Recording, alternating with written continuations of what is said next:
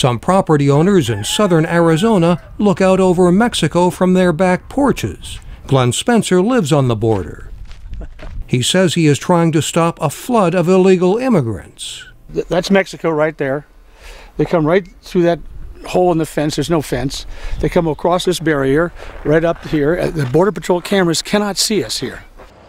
The U.S. Border Patrol often checks this area, including Spencer's property, but he says many border crossers still get through. Spencer created a private organization called American Border Patrol to monitor the border. It's wide open. The group has been criticized as racist, but Spencer says this has nothing to do with race, just with border security. Across the border in Mexico, the quiet town of Nogales receives a steady flow of attempted border crossers who have been deported from the American side. The Migrant Resource Center is run by American volunteers who hear many stories of dangerous crossings. The volunteers offer food and medical help. Arizona artist Peter Young helps at the center. The people we deal with are the people who have tried to cross the border and who have failed to cross the border. He says some crossers make it through the border region after several tries, while others get discouraged. Some stories end tragically.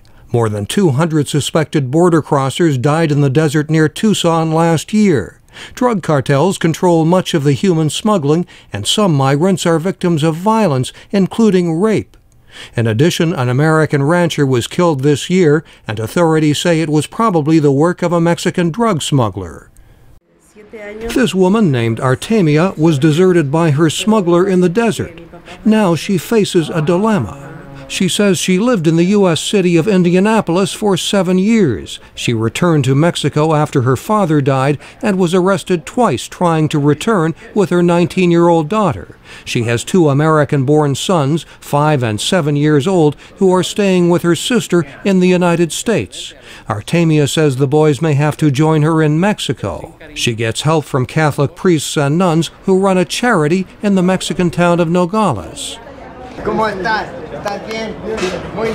Most migrants are from small villages, and Catholic priest Pete Neely says many are victimized at the border.